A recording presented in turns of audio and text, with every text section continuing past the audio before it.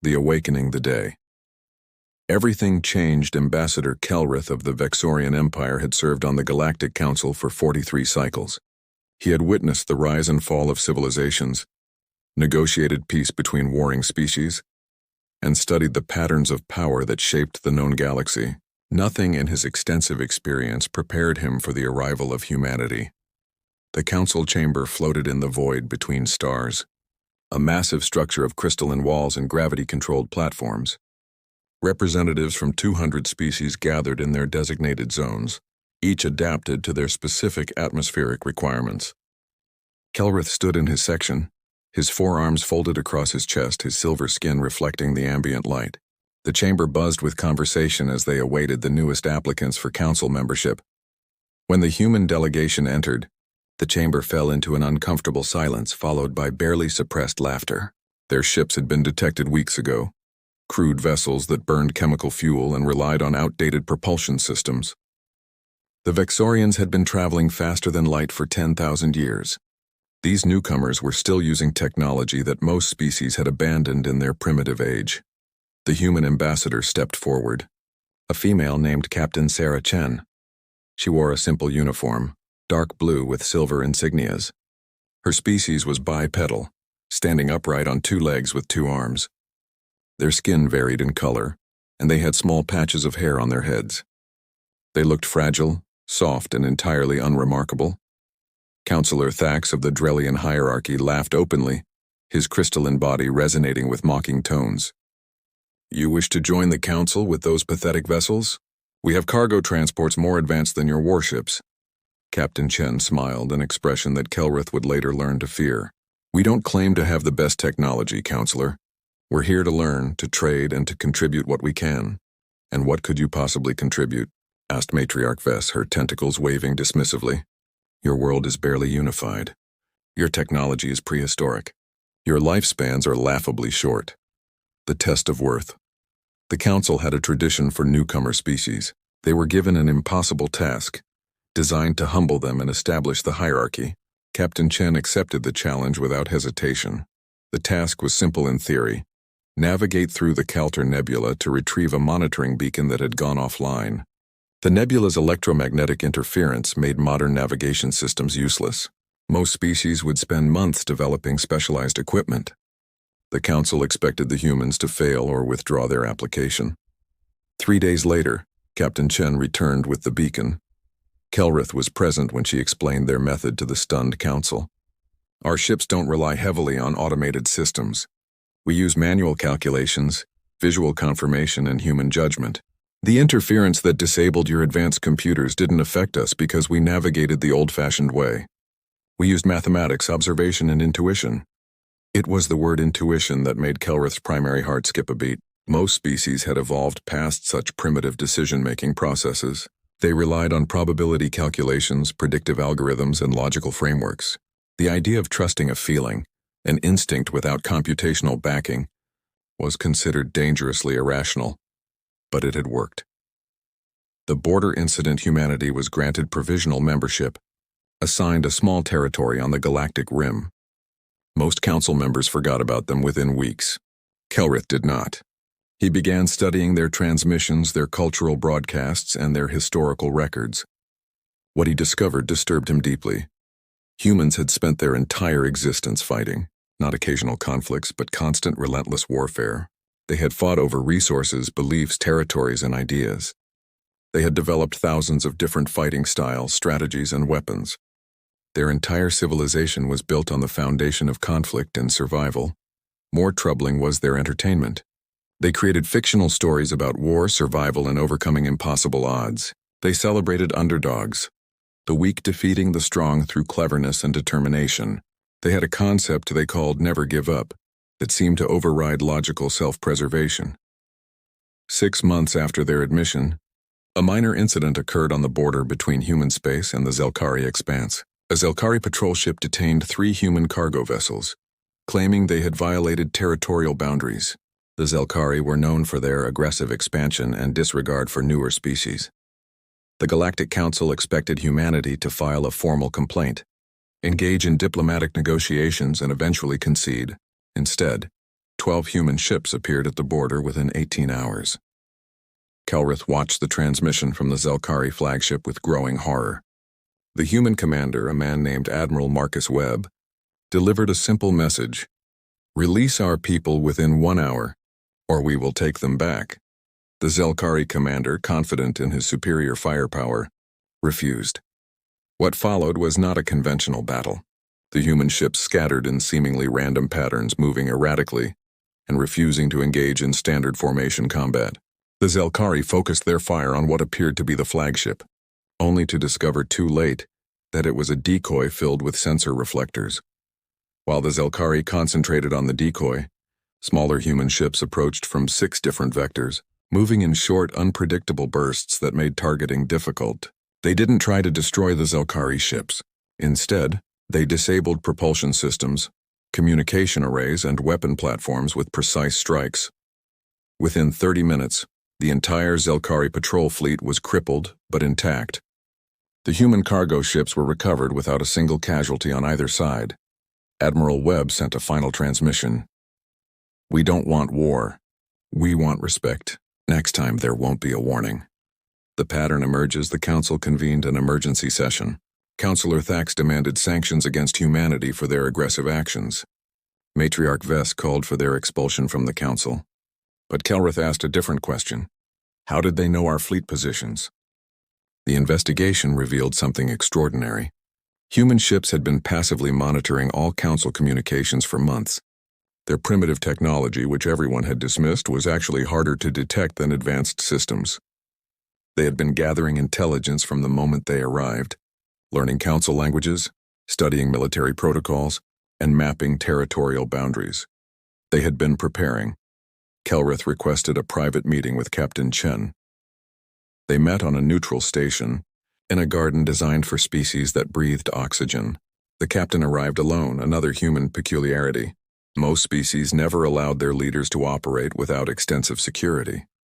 "You've made many Council members nervous," Kelrith said, his translator rendering his words into human English. "That wasn't our intention," Chen replied, but her expression suggested otherwise. "We simply defended our people. Your methods were unconventional, aggressive, some might say reckless. We call it effective." She paused, looking at the artificial stars above the garden dome. "Ambassador Kelrith, may I be honest with you? Please. We know what the Council thinks of us: primitive, weak, insignificant, and maybe we are by your standards. Our ships are slower. Our technology is centuries behind, but we've survived things you can't imagine. On our world, we didn't have one threat. We had thousands. Predators, diseases, natural disasters, and each other. We learned to adapt, to improvise, to survive against impossible odds." "That sounds exhausting," Kelrith observed. "It made us strong." Chen turned to face him directly. "We don't have your advanced computers, so we learned to think creatively. We don't have your long lifespans, so we learned to act quickly. We don't have your unified civilizations, so we learned to work with people who think differently than us. Every disadvantage became a strength. The crisis 3 months later, the crisis arrived that would change everything. The Corvin Science Station, located near a black hole research site, sent a distress signal.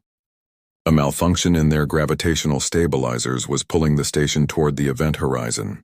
They had 4 hours before crossing the point of no return. The Council's best engineers analyzed the problem. The conclusion was unanimous: rescue was impossible. The gravitational forces were too strong.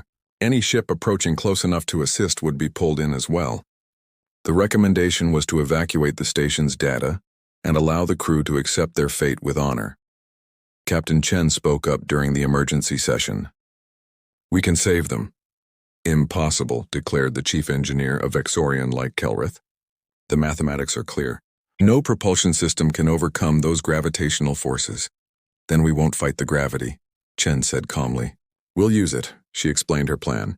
It was insane, based on ancient human physics concepts that predated modern gravitational technology.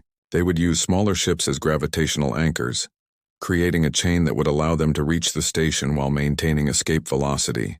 Each ship would burn maximum thrust at calculated intervals, creating a relay system. The margin of error was less than 1%. A single miscalculation would doom everyone. This plan requires perfect coordination, Kelrith pointed out.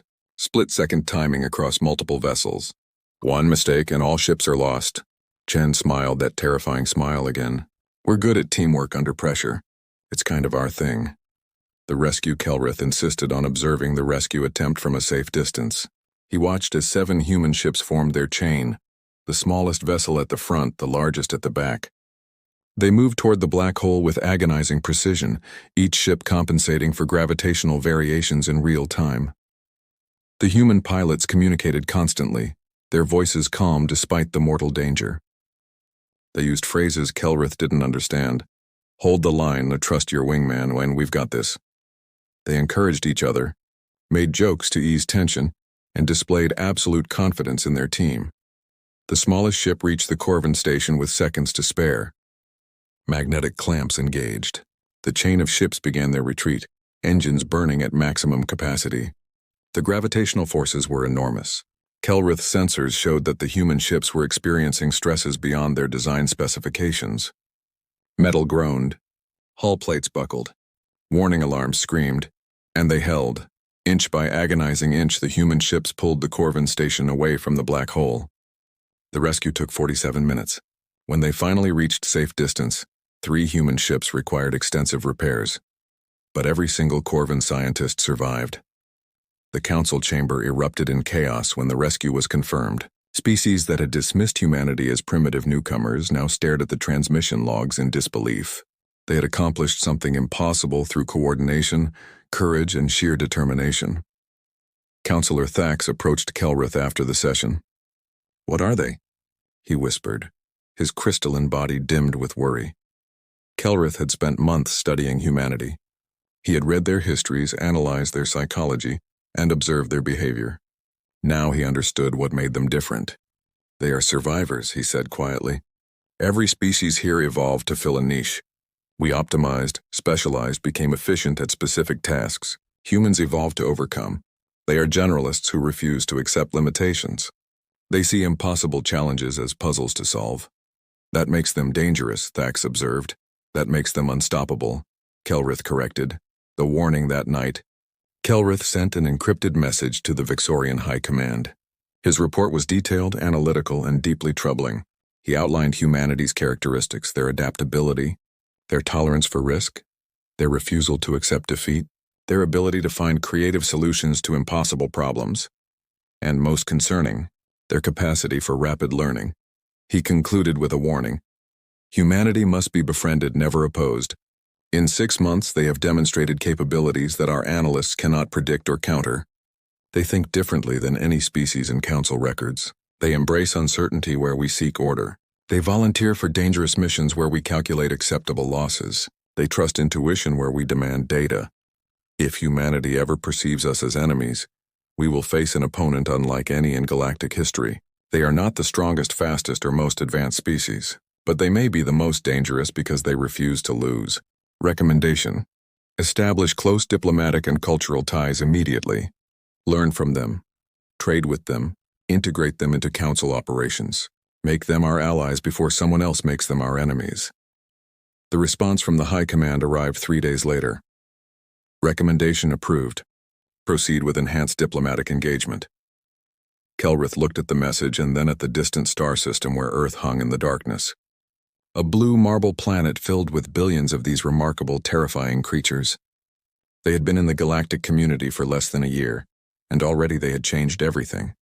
This was just the beginning. Humanity's awakening had started, and Kelrith suspected the galaxy would never be the same. In his 4 decades of service, he had learned to read the patterns of power, and every pattern he saw pointed to one inevitable conclusion. These newcomers would not remain on the periphery for long. The question was no longer whether humanity would become a major power. The question was whether the galaxy was ready for what that meant. As Kelrith filed his daily reports, he noticed something interesting. Several other species had begun studying humanity as well. Trade requests were increasing. Cultural exchange programs were being proposed. Scientific collaboration initiatives were being drafted. The Council's attitude was shifting from dismissal to curiosity, from mockery to respect. The humans had proven themselves in ways no one expected. They hadn't demonstrated superior firepower or advanced technology. They had shown something more fundamental, the ability to succeed where others failed, to find solutions where others saw only problems, to risk everything for their people, and that, Kelrith realized, was the most powerful force in the galaxy. Not weapons, not technology, but the refusal to quit, the determination to find a way forward, no matter the obstacles. Humanity possessed that quality in abundance, refined by millions of years of survival against impossible odds. The awakening had begun. Soon would come the ascension, and Kelrith suspected that when that day arrived, the balance of power in the galaxy would shift forever. He just hoped his people would be standing with humanity when it happened, not against them.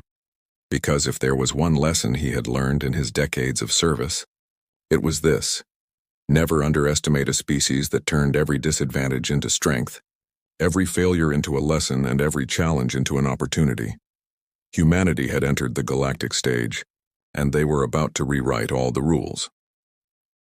The ascension 5 years later, Ambassador Kelrith stood before the Galactic Council's strategic display, watching red markers spread across the holographic map like a plague. 5 years had passed since humanity's arrival, and his worst predictions had come true, not because humanity had become aggressive, but because someone had made the fatal mistake of provoking them. The Krillian Empire, one of the galaxy's oldest and most powerful civilizations, had initiated what they called a correction action against human colonial expansion. 3 human settlements on the Outer Rim had been attacked without warning. 15,000 human civilians were dead.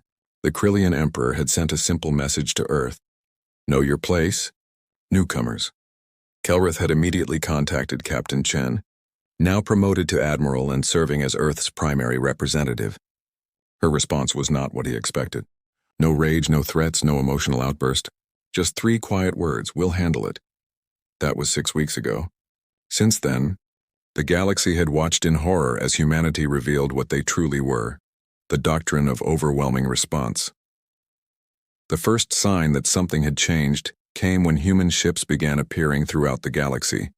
Not the primitive chemical-fueled vessels from 5 years ago, but sleek warships that moved faster than anything humanity should have been capable of building. Kelrith learned later that humans had been trading, studying and reverse engineering Council technology while simultaneously developing their own innovations. They called it adaptive integration, taking the best ideas from multiple species and combining them in unexpected ways. A Vexorian propulsion system modified with human computational efficiency. Drellian shield technology enhanced with human redundancy protocols. Corvin sensors augmented with human pattern recognition software. The result was a fleet that shouldn't exist, built in a time frame that defied logic. But then Kelrith had learned that humans operated on different logic than everyone else. The Krillian Empire commanded 40 battle fleets, each containing hundreds of warships. They had conquered 17 species over the past millennium. Their military doctrine was based on overwhelming force and technological superiority. When humanity's response fleet appeared at the Krillian border, numbering only 73 ships, the Emperor ordered his forces to annihilate them as an example. The Battle of Krillos Prime lasted 4 hours. When it ended, 12 Krillian fleets had been destroyed or disabled, and humanity had lost 8 ships. The galaxy struggled to comprehend what had happened. Kelrith reviewed the battle recordings obsessively, trying to understand. What he saw defied everything he knew about warfare. The art of asymmetric warfare. Human ships didn't fight like anyone else. They moved in patterns that seemed random, but were actually carefully choreographed chaos. They used something they called swarming tactics, where multiple small groups would attack from different directions simultaneously, forcing enemies to divide their attention and firepower. But that was just the beginning. Humans had studied every species in the Council, learning their psychology, their cultural assumptions, and their military traditions. Then they weaponized that knowledge. The Krillians, like most advanced species, relied heavily on artificial intelligence for tactical decisions. Their ships operated in networked formations, sharing data and coordinating attacks through quantum-linked computers. It was efficient, logical, and predictable.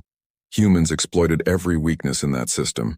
They used electromagnetic pulses that didn't damage ships but disrupted communication networks. They deployed sensor decoys that appeared identical to real vessels, forcing Krillian AI to waste ammunition on phantoms. They broadcast false sensor data that caused Krillian ships to miscalculate human positions. Most devastating was their psychological warfare. Human ships would deliberately expose themselves to fire, appearing vulnerable, luring Krillian vessels into pursuit. Then, when the enemy was overextended, human reinforcements would appear from unexpected vectors and strike with precision. The Krillians called it dishonorable. Humans called it winning. But the true genius of human tactics wasn't technological. It was philosophical. Every human ship operated with partial autonomy. Captains could make independent decisions, adapt to changing circumstances, and exploit opportunities without waiting for command authorization. When communication networks were disrupted, Krillian ships became confused and disorganized. Human ships simply continued fighting, each captain making decisions based on training, intuition, and trust in their fellow humans. The moment of truth. The turning point came during the second week of the conflict. The Krillian Emperor, enraged by his losses, personally led a massive fleet to Earth itself. 200 warships, including the Emperor's flagship, a dreadnought larger than some moons. The message was clear. Humanity would be crushed in their home system as punishment for their defiance. Kelrith rushed to Earth aboard a diplomatic vessel, hoping to negotiate a ceasefire before the unthinkable happened. He arrived to find the human home system prepared for siege. Orbital defense platforms surrounded Earth and its colonies. Military stations bristled with weapons. And in the space between planets, the entire human fleet waited. Admiral Chen met with Kelrith on the lunar command station. Through the observation windows, he could see Earth below. That blue marble planet he had first seen 5 years ago. It looked peaceful, fragile, utterly unprepared for the armada approaching. "Admiral, the Krillian force is overwhelming," Kelrith urged. "Even with your tactical advantages, the numbers are impossible. Please allow me to negotiate a settlement. The Council will support reasonable terms." Chen looked at him with those unsettling human eyes. "Ambassador, do you know what humans call our home system?" "Earth system, I believe." "No, we call it Sol. It's the name of our star. And do you know what that means to us?" She gestured to the display showing the approaching Krillian fleet. "For millions of years before we reached the stars, we looked up at that sun and dreamed. We wondered what was out there. We imagined meeting other species, learning from them, building something beautiful together." She turned back to face him. The Krillians killed 15,000 people who were living that dream. Men, women, and children who traveled across the stars to build new homes. They did this to teach us our place, to show us that we don't matter. Her voice remained calm, but Kelrith heard the steel beneath. "We're going to teach them something in return." "What lesson could possibly be worth this risk?" Kelrith asked. "That humanity doesn't have a place. We make one." The defense of Sol, the Krillian fleet, arrived with ceremonial precision, arranged in a formation designed to inspire awe and terror. The Emperor broadcast a message demanding Earth's unconditional surrender. Admiral Chen's response was broadcast across every frequency, ensuring the entire galaxy would witness what followed. "Emperor Krell, you attacked our civilians without provocation. You came to our home expecting us to bow. You've made a fundamental error in judgment. You assumed we were like you, that we would calculate odds and accept defeat when outnumbered. But humanity doesn't work that way. We don't surrender. We don't quit. And we don't forgive those who harm our people." What happened next became known across the galaxy as the Sol Doctrine. The human fleet didn't attack. Instead, thousands of small objects detached from the orbital platforms and drifted into space. They appeared to be debris, fragments of metal and composite materials. The Krillian sensors dismissed them as irrelevant. They were wrong. Each object was a mine, but not the kind that exploded on contact. These were smart weapons equipped with minimal propulsion and sophisticated programming. They drifted through the Krillian formation, individually insignificant, collectively devastating. When Admiral Chen gave the signal, the mines activated simultaneously. They didn't target hulls or shields. They targeted propulsion systems, communication arrays, and sensor clusters. Within seconds, the proud Krillian armada was crippled, unable to maneuver or coordinate. Then the human fleet attacked. They moved through the disabled Krillian ships like predators through a herd. Their weapons fire was precise, calculated to disable rather than destroy. They targeted life support systems, forcing Krillian crews to evacuate. They breached command centers and captured officers. They systematically dismantled the most powerful fleet in the galaxy without destroying a single ship. The Emperor's flagship was the last to fall. Human boarding teams, wearing armored suits that enhanced their already formidable physical capabilities, stormed the vessel. Kelrith watched the transmission in disbelief as human soldiers moved through corridors with practiced efficiency, neutralizing resistance without unnecessary violence. They captured Emperor Krell in his command chamber. The proud ruler of a 1,000-year empire was escorted to a shuttle by 6 human soldiers, treated with respect but absolute authority. His flagship was added to the collection of captured vessels. The entire battle lasted 90 minutes. The Krillian Empire's military power was broken, not a single human civilian was harmed, and humanity had captured the largest fleet ever assembled in galactic history. The New Order Admiral Chen's terms were broadcast to the Council and the Krillian Empire. They were simple, brutal, and non-negotiable. The Krillian Empire would pay reparations for the murdered colonists. They would cede 3 systems to human administration as compensation. They would reduce their military to defensive forces only, monitored by human observers. And Emperor Krell would stand trial for crimes against sapient beings under a new judicial framework that humanity proposed to the Galactic Council. But the final term was what changed everything. Any species that attacks human civilians will face the same consequences. We will not conquer you. We will not occupy you. We will simply remove your ability to threaten anyone ever again. This is not a warning. This is a promise. The Council convened an emergency session. Councillor Thax, who had mocked humanity 5 years ago, now spoke with careful respect. The humans have demonstrated power that threatens the entire galactic order. We must discuss containment options. Kelrith stepped forward. Containment? You want to contain the species that just defeated the Krillian Empire in 90 minutes? The species that turned every disadvantage into an advantage, every obstacle into an opportunity? He looked around the chamber at the assembled representatives. I warned you 5 years ago. Humanity must be befriended, never opposed. That option is no longer available. Now we must choose. Do we accept them as partners, or do we become their next lesson? Matriarch Vess spoke, her tentacles moving in patterns of resignation. What do you propose, Ambassador Kelrith? I propose we recognize reality. Humanity is now the strongest military power in known space, not because they have the best technology or the largest fleet, but because they think differently than we do. They adapt, improvise, and overcome. They refuse to accept defeat. And most importantly, they learn from everyone and everything. He activated a display showing human activities across the galaxy. In 5 years, they have established diplomatic relations with 40 species. They have trading agreements with 60 more. They have scientific partnerships with our best researchers. They have cultural exchange programs that are changing how young people across the galaxy think about cooperation and innovation. They aren't conquering us with weapons. They're integrating themselves into every aspect of galactic civilization. You're saying we're already defeated? Councillor Thax observed quietly. No. I'm saying we have the opportunity to be part of something unprecedented. Humanity doesn't want to rule the galaxy. They want to improve it. But they will absolutely defend themselves and their interests. The choice is ours. Resist and be defeated, or cooperate and prosper. The Terran Defense Coalition. The vote was close, but eventually the Council approved the Terran Defense Coalition, a new framework for galactic security with humanity as the primary military force. It was revolutionary, disturbing, and absolutely necessary. The Krillian Empire's defeat had proven that traditional power structures were obsolete. Kelrith met with Admiral Chen one final time before returning to Vexorian space. They stood in the same garden where they had spoken 5 years ago, looking at the artificial stars. You've changed everything, Kelrith said. The galaxy will never be the same. We didn't want to change anything, Chen replied. We just wanted to be left alone to build our colonies and explore the stars. The Krillians forced our hand. And now you're the most feared military power in known space.